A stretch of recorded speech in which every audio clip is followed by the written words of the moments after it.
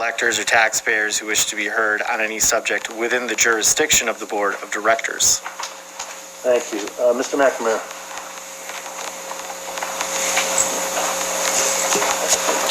Good evening.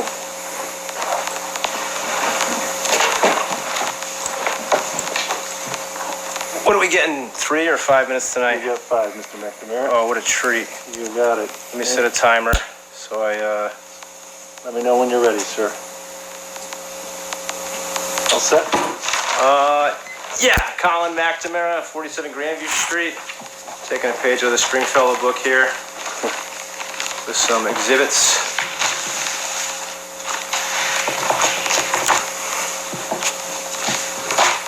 So I got a quote to start off. If you are neutral in situations of injustice, you have chosen the side of the oppressor, from Desmond Tutu. Director Jones might get a kick out of that.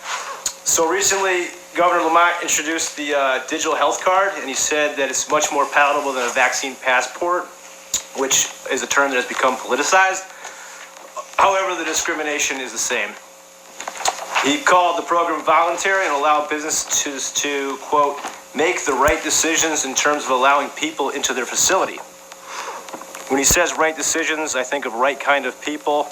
And this is coming from a governor who was a member of an all-white country club for 16 years. Here's a post from the governor on his Facebook account. It's interesting because it says to get vaccinated and get boosted, and he gives a little infographic with 23% of the people in the hospital now are vaccinated. 77% are not fully vaccinated. Here's some wordplay. These are semantics. If it was the majority were unvaxxed in the hospital, it would say the majority are unvaxxed. The majority are vaxxed that are in the hospital right now. I thought about what Director Bergen told me about following the science. So I went down to the pharmacy and I picked up a vaccine insert. Now this is for the flu vaccine. It's got lots of dense information from the studies and adverse reactions and ingredients. There's a lot to go over here. A lot of statistics that I'm not qualified for. So I asked for an info sheet from the Moderna box, and this is what they gave me. It's completely blank, and it says intentionally blank on it, which I thought was weird. So I asked the pharmacist why, and she said, well, the Moderna vaccine is under emergency use authorization. And I said, okay, that's great. Then give me the Pfizer vaccine because that one's been approved. And she said, well, I can't give you the information for that. I said, why not? And she said, well, the Comirnaty vaccine has been approved, but that's not available in America right now. So the vaccines they're trying to get people to take that they say are approved are not available. And some more wordplay from our friends in the legal department at the FDA. Getting to local news, I saw an article that says Manchester residents urged to attend public hearings on charter changes as commission considers form of government. It went on to say that Mike Pohl, director of the Democratic Town Chair, was the only person to speak so far, which is disconcerting.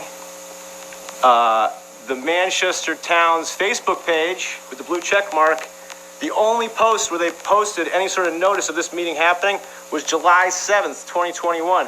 I believe there's been 7 or 8 meetings so far. This is a failure in leadership. We need to have more notice. That goes for board directors meetings too. There's only one other person in the room to speak, and that's disappointing.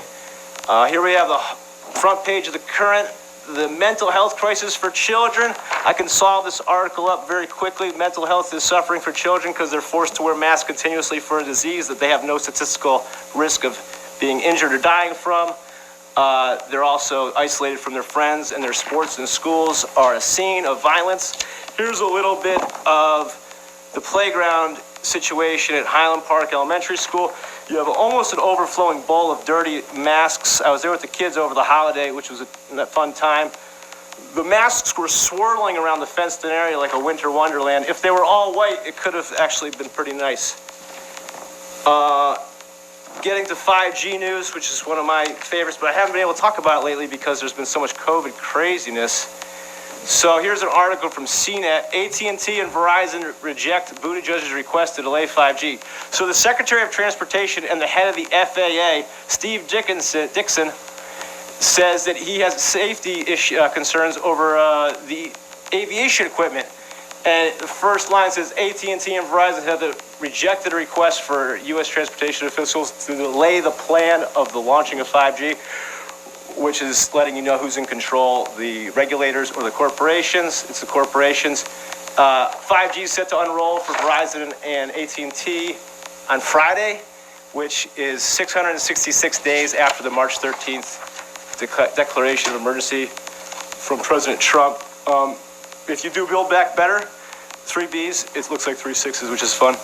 Here's a local installment of a 5G antenna at Emmanuel Lutheran Church. Mr. It's McNamara, right please at the top, and don't worry, there's kids down here for a playground, but play for preschool, but they're wearing masks, so they're safe. Mr. I got McNamara? 10 seconds left. Yeah, go ahead. We I'll give you got the town of Manchester Blue Checkmark, August 22nd, Storm Henry. You guys are all in the command center.